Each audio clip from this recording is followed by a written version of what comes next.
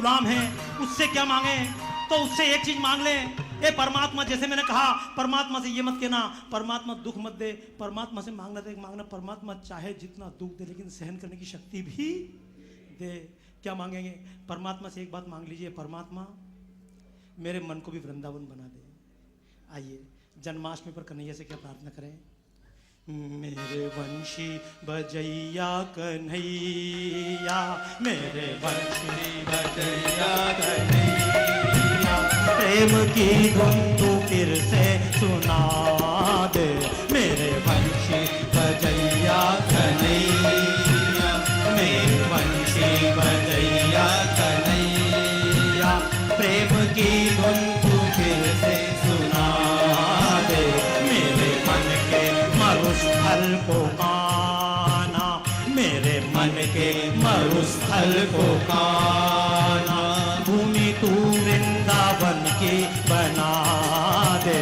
मेरे मन के मरुस्थल को काना, भूमि तू वृंदावन की बना दे। मेरे वंशी साथ में गाते हुए, कन्हैया प्रेम की धुन तू फिर से। देखिए, और जैसे आप भजन सुनते हैं, और जैसे भजन सुनते हैं, परमात्मा ये दे देना, परमात्मा वो दे देना, शायद मैं जितनी देर भजन गाऊं ऐसी बात कोई कहने वाला नहीं है, क्योंकि जो मेरी किस्मत में लिखा वो तो परमात्मा मुझसे छीन, जो मेरा प्रारब्ध है मुझसे कहीं जा नहीं सकता। ये कृष्ण भी परमात्मा से प्रारब्ध से बंधे हुए थे। जब गांधारी ने श्राप दिया तुम्हारा पूरा परिवार नष्ट होगा, जल भूनकर नष्ट होगा, तुम भी परेशान होकर अकेले में निर्जन में इतने लोगों के होने के बावजूद, 16,000 रानियों के होने के बावजूद तुम जंगल में जाकर अकेले भुगतते हुए प्राण छोड़ोगे। तो श्री कृष्ण ने कहा था ये तो मेरे कर्मों का फल था, आपने तो केवल उसको बोलकर सिद्ध किया है। श्री कृष्ण से ज्यादा हमको कौन समझाएगा? कर्मण्यवाधिकारस्ते मां फलेषु कदाचन। तो आइए परमात्मा से एक बार ये अवश्य कहते हैं, परमात्मा जो भी कर, लेकिन मेरे मन को वृंदावन और मन को मरुस्थल बनाकर आप कुछ भी प्राप्त नहीं कर सकते। हम रोज भगवान की पूजन करते हैं, रोज कीर्तन करते हैं, क्या दुनिया के दुख मिट गए? जितने मंदिर हमने बनाए हैं, अरे दिल्ली में जितने मंदिर बनाए हैं, ऐसे मंदिर कश्मीर के लोगों ने भी बनाए थे, लेकिन कश्मीर के मंदिरों में आज द्रौपदी का चीर बढ़ाने वाले भगवान कृष्ण की मूर्तियां नहीं हुआ, वहाँ गीत नहीं गूंज रहे हैं। उन मंदिरों में बैठकर माता बहनों के चीर खींचे जा रहे हैं। क्यों? क्योंकि हमने मंदिर तो बनाया है, लेकिन मंदिर में जाने वालों को तैयार नहीं किया। और ये क्या है? अहम मैं भक्त बन जाऊँ तो ठीक है, लेकिन हम सब मिलकर भक्त बने। और हम सब कौन? दिल्ली वाले भी अगर भक्त बने, इस पूर्व क्षेत्र के लोग अगर भक्त बने, तो पश्चिमी दिल्ली के भी भक्त बनना ही चाहिए। और अगर पूरी दिल्ली के लोग भक्त बन जाए कृष्ण के, तो पूरे भारत के भी भक्त बनना ही चाहिए। और पूरे भारत के भी भक्त न बने, पूरी दुनिया के लोग भी भगवान के भक्त बने, तो उसके लिए जरूरी है पहले अपने मन से जो कांटे हैं उनको उखाड़ कर फेंके। हमारा मन जो मरुस्थल है, जिस दिन हमारा मन हरियाला हो गया, दुनिया पूरी हरी हरी नजर। मेरे मन के मरुस्थल को काना, मेरे काना, भूमि तू वृंदावन की बना दे। मेरे मन के मरुस्थल को काना, भूमि तू वृंदावन की बना दे। कन्हैया कन्हैया, प्रेम की धुन तो फिर से सुना दे। तूने द्वापर में जिसको भगाया, तूने द्वापर में जिसको भगाया, तूने द्वापर में जिसको भगाया, तूने द्वापर में जिसको भगाया, कालिया फिर से वो लौट आया, कालिया फिर से वो लौट आया। केवल गीत मत सुनिएगा, केवल भागवत कथा श्रवण मत कीजिएगा। कालिया था, कालिया ने क्या किया था? यमुना को जहरीली कर दिया था कालिया ने। और कालिया क्या होता है? उस समय कालिया ने कर दिया था यमुना को जहरीली। गाय आती थी, पानी पीती थी, मर जाया करती थी।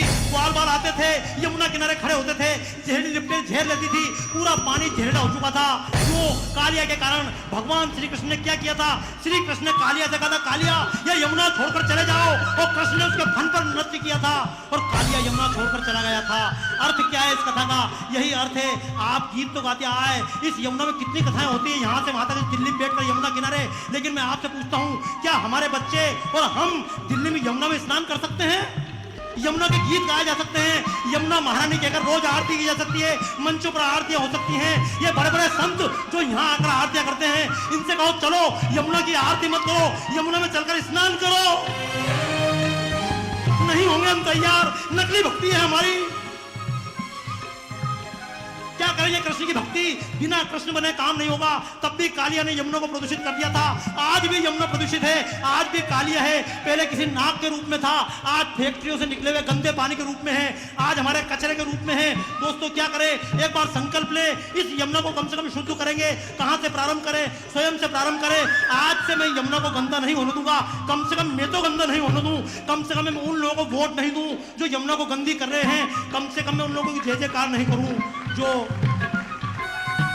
संकल्प लेना चाहिए, ये बात तो कुलजीत चहल जी खड़े हुए हैं, ये संकल्प लेना चाहिए। कुलजीत जी संकल्प लें, आप यहाँ खड़े होकर संकल्प ले सकते हैं, आज से संकल्प ले सकते हैं। इस यमुना के लिए हम क्या कर सकते हैं, संकल्प लीजिए, कहिए।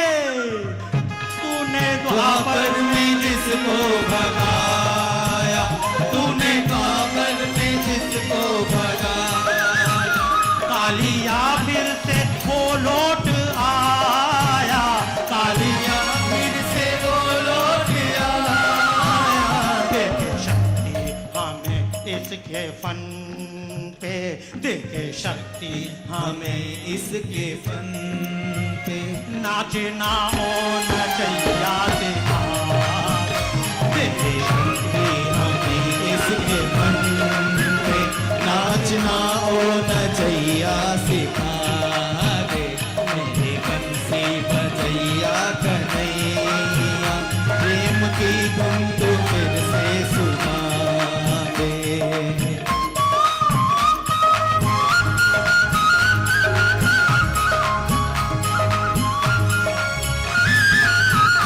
भोग में रोग हमने है पाए, भोग में रोग हमने है पाए, मर्म योग का ना जान पाए, मर्म योग का ना जान पाए। कहां से समझेंगे गीता को।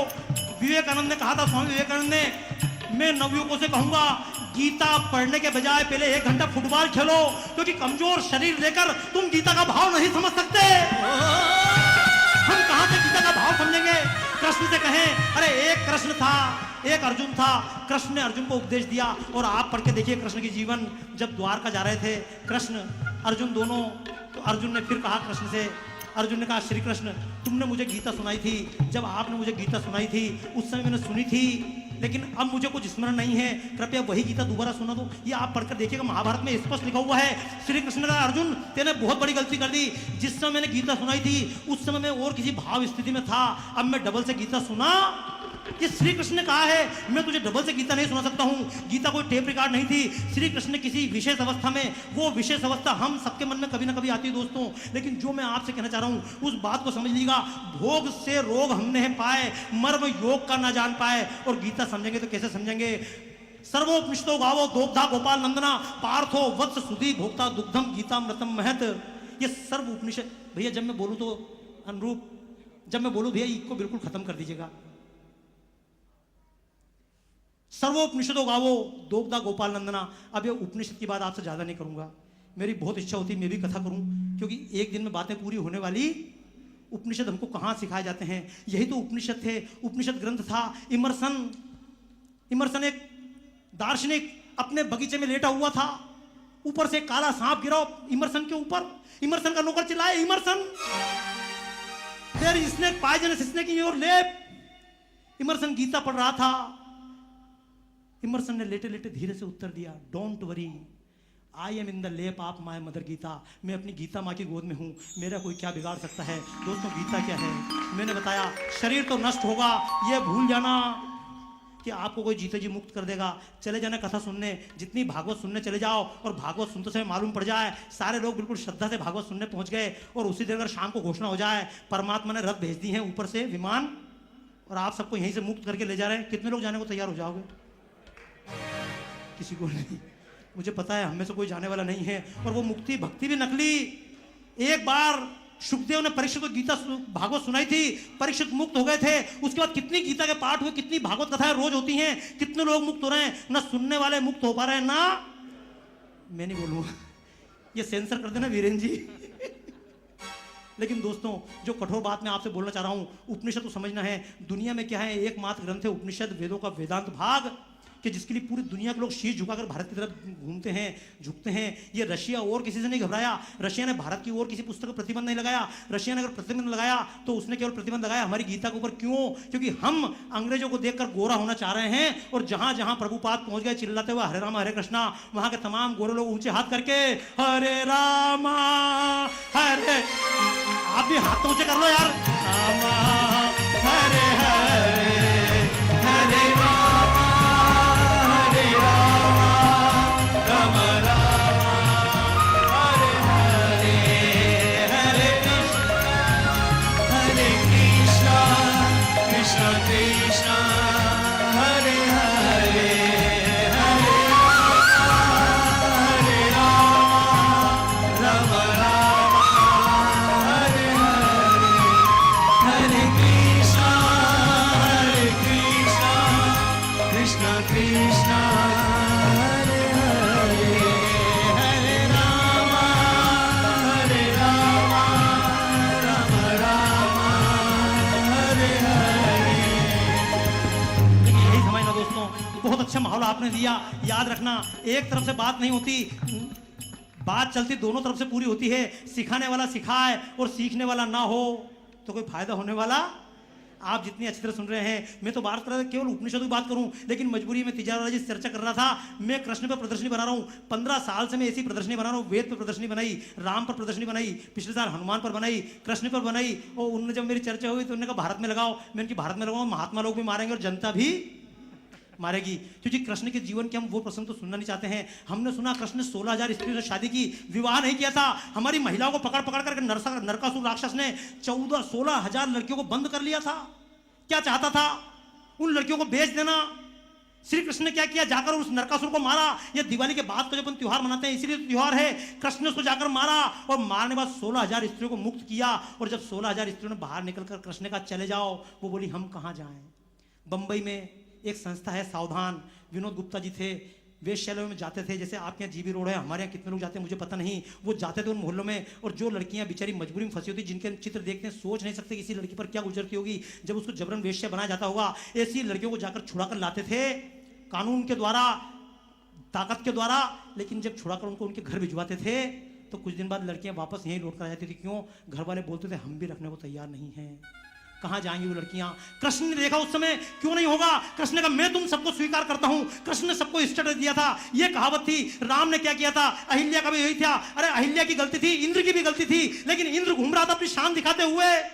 आज भी बलात्कार करने वाला मूंछ पर ताव देकर घूमता है, और जिस महिला के साथ बलात्कार होता है वो जीवन भर पत्थर की तरह जीवन जीती है। तुलसीकृत रामायण में लिखा हुआ है, राम ने जाकर अहिल्या के पांव छुए।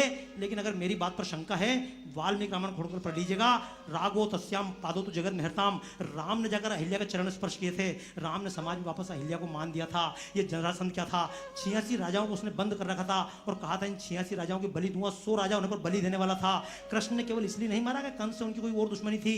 कृष्ण के टाइम पे प्रजातंत्र था, कृष्ण का गणराज्य था, और जरासंध का राजा वाला राज्य था। उस समय गणराज्य को हराने के लिए उसने कंस को अपनी दोनों पुत्रियां दी थी, और बाद में कंस के मार्फत वहां का गणतंत्र खत्म करके राजतंत्र स्थापित किया था। लेकिन ये कथाएं हमको सिखाई, कृष्ण के जीवन की 10 साल तक की तो कथा सिखाई जाएगी, लेकिन 10 साल से कृष्ण 125 साल तक जीवित रहे, वो 125 साल की कथा सिखाई। क्या किया था कृष्ण ने? कृष्ण ने जीवन में एक संकल्प लिया था, मैं इस देश को टुकड़े टुकड़े में नहीं बंटने दूंगा, इस देश को एक करूंगा। उस देश को एक करने के लिए उन्होंने यहां से वहां तक, चाहे दक्षिण का राज्य हो चाहे उत्तर का राज्य हो, और जिस दिल्ली में आप बैठे हैं, कृष्ण की ताली बजाना, इस बात पर बजाइए आप, इस तेरा तालियां एडवांस पेमेंट नहीं, कृष्ण की बात पर ताली बजाना है। कृष्ण की जन्माष्टमी मनाए तो कृष्ण को एक बात कहना, एक बादशाह हुआ अपने इतिहास में, उसका नाम था तुगलक। क्या नाम था? मोहम्मद तुगलक। अब भी कोई गड़बड़ करता तो क्या बोलते हैं? तुगलक है। और तुगलक को तुगलक क्यों बोला जाता है? तुगलक को तुगलक इसलिए बोला जाता है कि तुगलक ने दिल्ली से राजधानी हटाकर दौलताबाद कर दी थी। इसको कहा गया तुगलक की चाल है। उसकी एक बेवकूफी थी, उस बेवकूफी के कारण आज तक उसको वहां, यानी दिल्ली ही राजधानी होने के लायक सबसे बेटर प्लेस। और मैं आपसे पूछूं, दिल्ली को राजधानी बनाया किसने था? तो दिल्ली को सबसे पहले राजधानी श्री कृष्ण ने बनाया था। इंद्रप्रस्थ। तालियां इस नाम पर बजनी चाहिए कि इस पूरे देश को अगर एक रखा जा सकता है, साउथ से नहीं, दक्षिण से नहीं, गुजरात से नहीं, आसाम से नहीं, अरुणाचल प्रदेश से नहीं। उस समय खड़े होकर श्री कृष्ण ने, जब सैटेलाइट नहीं था, उस समय पूरे देश का अध्ययन कर लिया था। दक्षिण से कोई नहीं आएगा, हिमालय क्रॉस करके कोई नहीं आएगा। ये गांधार से लेकर उधर अरुणाचल प्रदेश के आगे तक का हिस्सा, उस समय इस देश को एक किया था। बाद में इसी काम को चाणक्य ने किया। मैं भी आपसे दोस्तों एक बात कहता हूं, अन्य धर्मों में और हम क्या सिखाते हैं, और धर्मों में जब लोग मुझसे बोलते बाबा जी दूसरे धर्म की बुराई करते हो, तो मैं बोलता बुराई नहीं करता हूं, मैं तो कुछ कमजोरी बता रहा हूं। अन्य धर्मों में केवल एक मुसीबत है कि उसमें आगे का रास्ता, आप जितने बैठे हैं करोड़पति हैं, तो करोड़पति पैदा थोड़ी हुए थे, आप तो लखपति पैदा हुए थे। लेकिन आपका बच्चा पैदा करोड़पति हुआ है, उसका बच्चा अरबपति पैदा होगा। और ये होता ही है, बाप अपनी कमाई बेटे को, आप समझना। जानवरों में हम में क्या अंतर है? कुत्ता आज से 50 साल पहले भी दौड़ता था और आज भी मोटरसाइकिल लेके चल रहा है क्या? नहीं, आप समझना ये अंतर। ताली बजा लो जोरदार तरीके से, ये अंतर समझते जाना। क्योंकि शेर तब भी किसी हिरण को पकड़कर मारता था और कच्चा ही फाड़कर। आज शेर छुरी कांटे से खाता है क्या? फ्राई करके।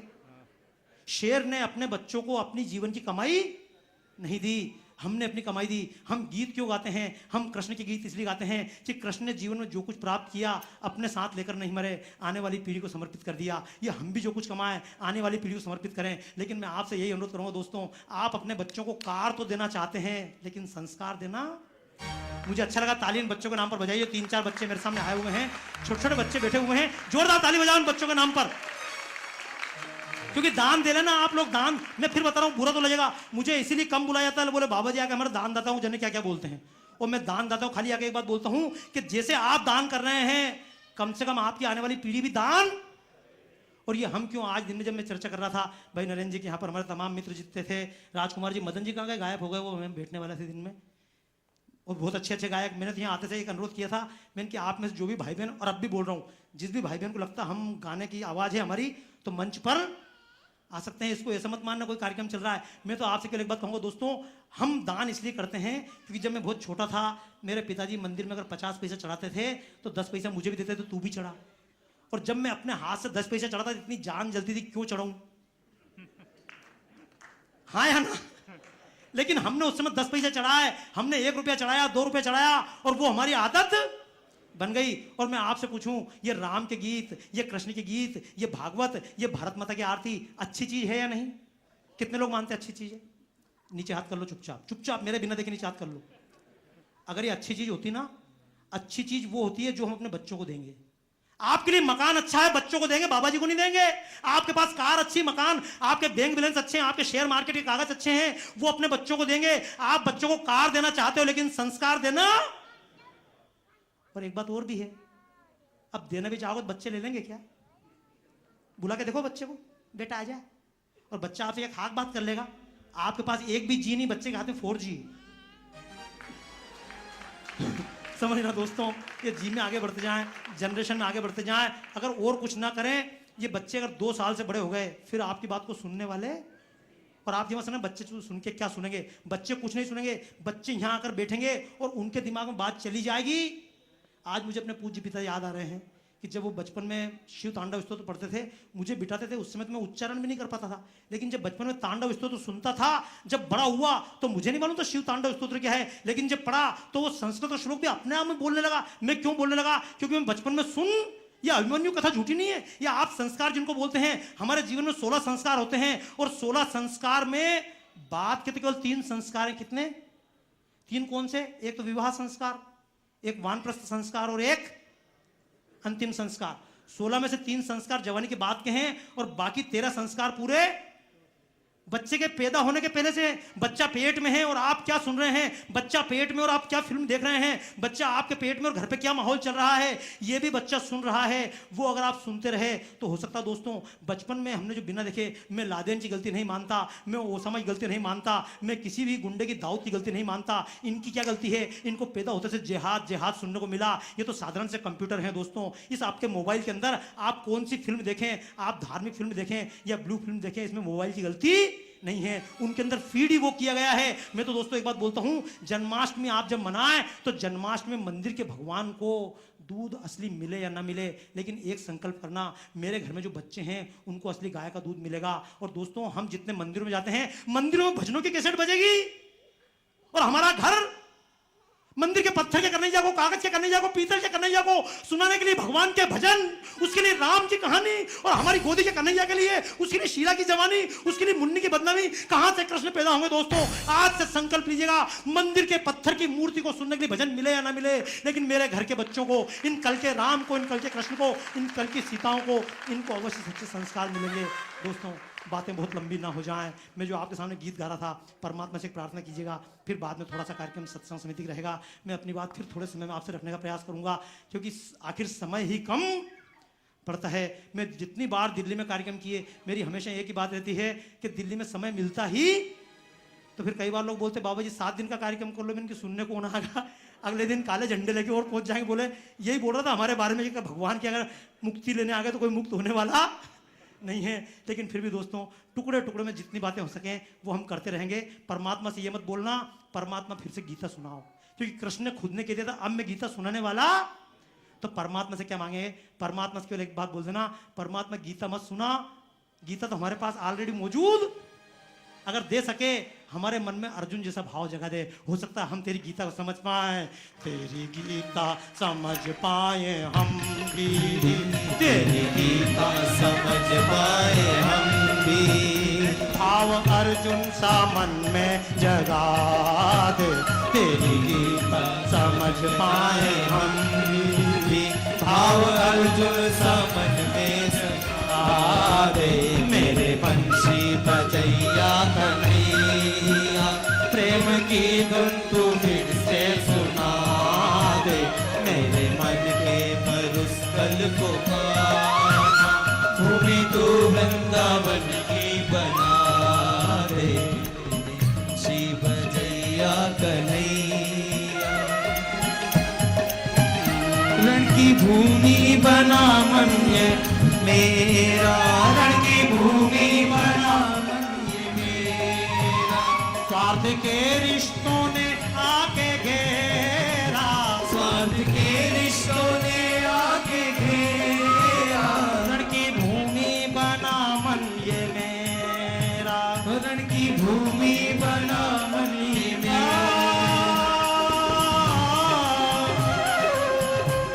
की भूमि बना मन ये मेरा, स्वार्थ के रिश्तों ने आके घेरा, तेरे बिन में भटक सा गया, तेरे बिन में भटक सा गया।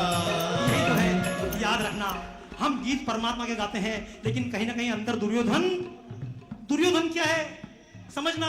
मैं नहीं कहूंगा आपसे, मैं कुछ भी नहीं, मैं खुद भी अपने आप को क्या महसूस करता हूं अपने आप की निगाहों में, ऊपर भगवा कपड़े पहनने से कुछ नहीं होता दोस्तों, लेकिन बनाऊंगा दुर्योधन से भगवान श्री कृष्ण ने कहा था, दुर्योधन तू जो कर रहा है गलत है, तू जो कर रहा है पाप है, ये अनिति है। दुर्योधन ने क्या कहा था? जाना में अहम अधर्मम न च में निवृत्ति, और जाना में अहम धर्मम न च में प्रवृत्ति। श्री कृष्ण का बेवकूफ समझते हो, मैं भी जानता हूं धर्म क्या है, लेकिन मेरी उसमें प्रवृत्ति, और मैं भी जानता हूं अधर्म है, लेकिन इससे मेरी निवृत्ति नहीं है। दोस्तों हम सब जब पाप करते हैं, मैं आपको क्या सिखाऊंगा? भ्रष्टाचार मत करो, आप सबको मालूम भ्रष्टाचार गलत है, लेकिन फिर भी हम करते हैं। मैं कहूंगा झूठ मत बोलो, आप सबको पता झूठ बोलना गलत है, लेकिन फिर भी हम बोलते हैं। हम कहीं ना कहीं दुर्योधन हैं। धृतराष्ट्र का अर्थ क्या है? अरे राष्ट्र और धृतराष्ट्र, जिसने अपनी आंखें बंद कर ली वो धृतराष्ट्र बन गया। और हम क्या मानते हैं भगवान से? समझना यही तो हुआ था। ये गीता में हम पढ़ लेते हैं, भागवत में पढ़ते हैं, भूल जाना। लेकिन कृष्ण ने क्यों कहा? जब कृष्ण और अर्जुन दोनों कृष्ण लेटे हुए थे, अर्जुन और दुर्योधन एक समय पर पहुंच गए, तैयारी चल रही है, आप किसकी तरफ साथ देंगे? तो कारण था दोस्तों, श्री कृष्ण का एक पुत्र था सांब, और सांब की पत्नी कौन थी? दुर्योधन की लड़की सांब की पत्नी थी। कृष्ण दुर्योधन के रिश्तेदार थे, समधी थे, और दूसरे कृष्ण का संबंध था। कृष्ण ने अपनी बहन सुभद्रा की शादी अर्जुन से करवाई थी। अर्जुन भी उनका रिश्तेदार था, और खुद का लड़का यानी खुद की बहू, उसका पिता एक तरफ दुर्योधन, एक तरफ ये दाऊ जी बीच में खड़े हुए थे। राम में और कृष्ण में कभी अंतर समझना हो, समझना। राम ने जब भी लड़ाई लड़ी, राम के साथ किसी भी आदमी ने टांग, लक्ष्मण ने कहा जो राम ने कहा राम की इच्छा मेरी इच्छा है, सीता ने कहा जो राम की इच्छा मेरी इच्छा है, हनुमान ने कहा जो राम की इच्छा मेरी इच्छा है। राम के साथ एक भी व्यक्ति ऐसा नहीं था जिसने कहा राम प्रश्न करूं, लेकिन कृष्ण के साथ एक भी आदमी ऐसा नहीं था जिसने एक बार में कृष्ण का कहना मान लिया हो। मिला कोई? राज्य जीत के युधिष्ठिर को दे दिया, उसने वापस कर दिया। आखिर में जब दुर्योधन को भी मारा, मारने के एक मिनट बस हो, जब दुर्योधन को मारने की तैयारी हो गई, तो युधिष्ठिर फिर जाके जोर से चिल्ला दिए, दुर्योधन हम 5 भाई में से किसी को भी हरा दे तेरे को राज्य वापस कर देंगे। कृष्ण को कौन आदमी मिले, पर दोस्तों जो आप समझना, जब साथ गए थे बोले किसकी तरफ से लड़ोगे, तो कृष्ण ने कहा था एक काम करो, एक तरफ सेना जाएगी और एक तरफ मैं अकेले चलूंगा। लेकिन कृष्ण ने एक शर्त और रखी थी, अगर बलराम भैया, क्योंकि बलराम का शिष्य था दुर्योधन, उनने कहा देखो मैं अकेला अपनी तरफ लड़ूंगा, सेना तुम ले जाओ, लेकिन याद रखना अगर बलराम जी उधर से लड़ेंगे तो मैं भी इधर से हथियार। ये आप पढ़िए, लेकिन ये हमको आगे का पढ़ाया नहीं जाता। फिर कभी आपसे चर्चा करूंगा, मेरी तो इच्छा रहे कि अगली बार कभी आऊं तो केवल गीता पे, कभी भागवत पर, कभी उपनिषद पर, क्योंकि वेदों पर प्रदर्शनी हम बात तो करते हैं, वेदों की जय तो बोलते हैं, लेकिन वेदों के अंदर क्या हमको पता, सबसे बड़े ग्रंथ वही हैं। महाभारत के अंदर भी वेद की वंदना, श्रुति की वंदना, गीता के अंदर वंदना है, भागवत के अंदर वंदना है। सबसे महान ग्रंथ हमारे 4 हैं, लेकिन उन चारों के अंदर क्या लिखा हमको पता, कभी उनके बारे में दोस्तों पता होना चाहिए। और कभी कठिन लगे, मैं जानता हूं ये कठिन सब्जेक्ट, मैंने तो कई बार एक बार प्रोग्राम किया था, उन्होंने कहा वेद पे बोलो, बोले कैसे बोलोगे, तो मैंने एक ही शर्त रखी थी, अगर मान लो आप में से एक भी आदमी उठ गया तो मैं अपना प्रवचन बंद। तो उस दिन 4.5 घंटे चला, आखिर में आयोजक ने हाथ जोड़े बोले रहने दो। मैं तो आपसे कहना चाहता हूँ दोस्तों, हमारा तो धर्म हंस भी खेल भी करिए, ध्यान भी करें, आनंद के साथ करें। और हमारा परमात्मा टेंशन वाला नहीं है, हमारा परमात्मा खुशी वाला भी नहीं है, टेंशन वाला भी नहीं है। हमारा परमात्मा तो स्थित प्रज्ञ है, जैसी भी स्थिति हो सामान्य रहना हमारे परमात्मा ने हमको सिखाया है। तो केवल जिस बात को मैं दोस्तों आपसे बोलना चाह रहा हूं, अर्जुन सा मन में भाव आप एक बार परमात्मा से बात करके कि परमात्मा और कुछ दे मत दे, लेकिन अर्जुन जैसा भाव दे दे। केवल इस लाइन को गाते हुए मेरे साथ में, ये पूरी दुनिया रण क्षेत्र कहां है, बाहर युद्ध हो या ना हो, लेकिन हमारे मन के अंदर कुरुक्षेत्र जरूर।